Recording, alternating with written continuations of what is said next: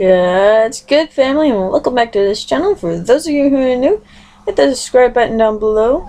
The bell icon will give you post notifications. Don't forget to like this video because you know we love them thumbs up in here. Also, drop a comment down below. I do read and reply to all comments. Today we're going to be reading some more of Before Heliopolis. We made it to chapter 8, Diarca. Yes! Yay, more Diarca. I like Diarca. At dinner that night, I sat with Yizak, like I always do. He's been pissed off all day. First, Athrun beat him in a fight in advanced combat skills. Then, if that wasn't enough, Yizak failed miserably in OS programming. He should have asked for help, but being the proud boss that he is, he ignored everyone and as a result messed it all up. And to top it all off, the instructor showed us our ranking just before dinner. Athrun was on top, of course, but then the Amlafla kid ended up second. Yizak looked as if he was surprisingly contemplating strangling him then and there. Diarca! Yizak full on stabs the table with his knife. I jumped. That's gotta leave a mark. Many of the other people in the room turned around and gave us strange looks. Yizak, cool it, okay? To Boston! I don't think I ever seen Yizak calm before, but now he's taken mad to a whole new level. How did he end up ranking second? He's not even good at fighting. He's just a freak who plays the piano. He is pretty much smart, though. I shrug. I don't like Nickel or anything, but I'm not going to deny that he has talent. Yizak sends me a death glare before going back to stabbing his food with unsettling viciousness. He's going vicious.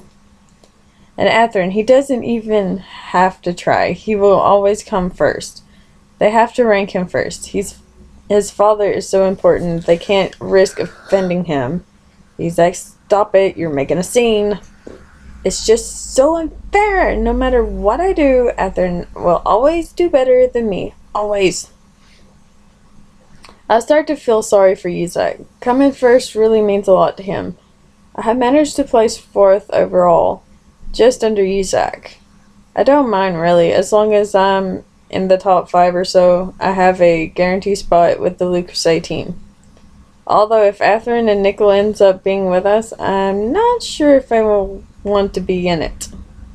Although Athrun did defeat you this morning, I trail off seeing Yizak glare. Or I quickly, there's always next time. Yes, next time. Yizak spits up. The murderous look Yizak gives me next makes me very glad that I am his friend and not his enemy. Otherwise, I'd want to be in a place very, very far away from him. I'll get him next time. The boss, Athrun Zola. And that's the end of chapter 8. Hey. Wow. That one was really short. So I may end up adding an extra chapter. We'll go with chapter 9 as well. Oh, because that just ended up very suddenly, and yeah, 3 minutes is really, really short for me.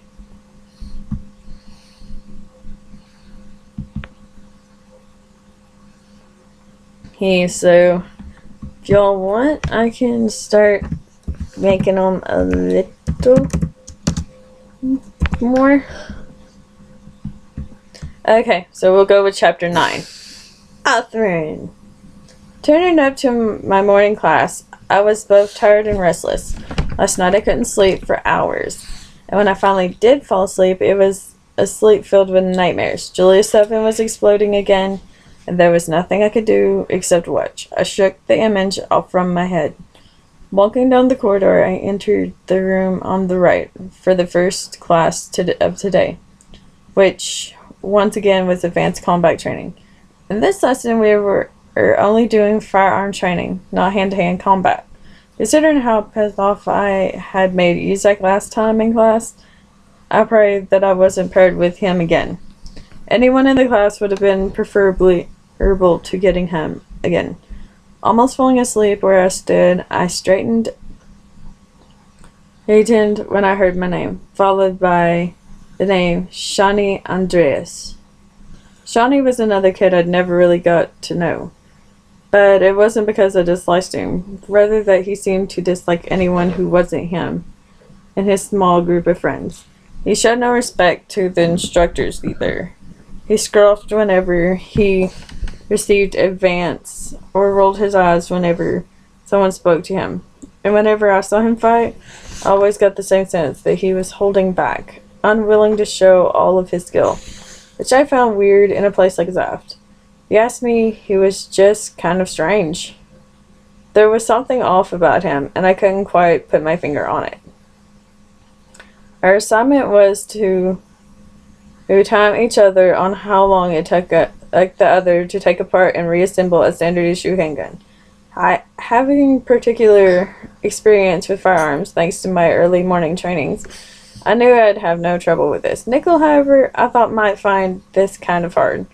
I looked over at him and realized he had been partnered with Diarca, poor guy. Turning my attention back to the gun, and in front of me, Shawnee timed me while I took it apart and reassembled it.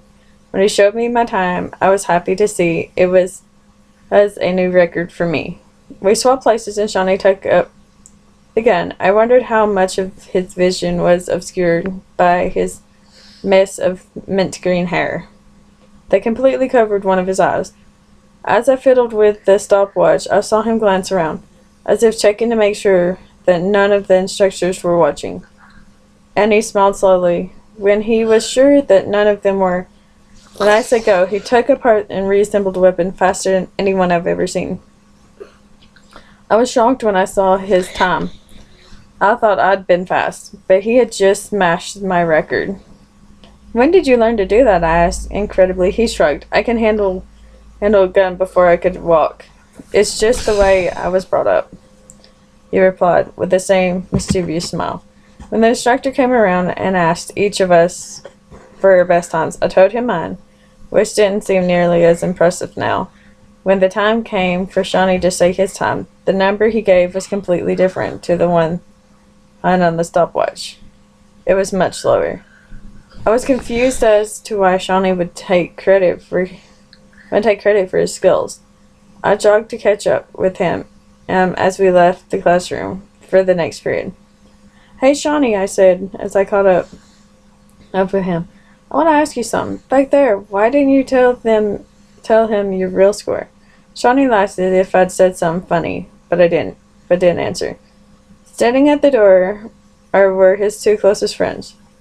Clotho, a short kid with bright red hair and blue eyes, and Orga, a tall, gaggly blonde kid who always had a weird smile on his face. I never saw him hanging out with anyone else. Shawnee turned to me before reaching the door. Sometimes blending into the middle is the best thing you can do, he answered finally. No one notices the middle. Showing skills is something you can make you stand out. He began walking away from me, but then added over his shoulder, and standing out can make you a target. He laughed, and then he and his friends walked off into the crowded corridor of students in Zaft uniform. Wait, I called. I wanted to ask him what he meant by that, but he was already gone, disappeared into the mass of students. Perfectly blending into the crowd.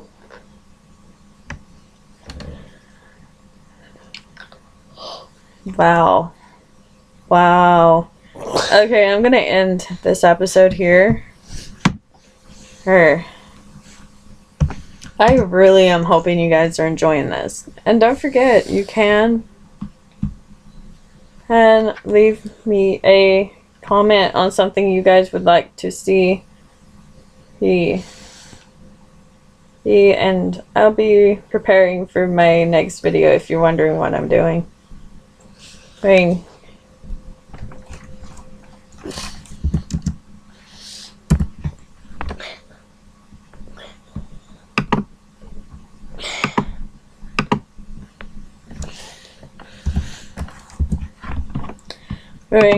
Anyway, I'll see you guys in the next one. Until then, bye-bye.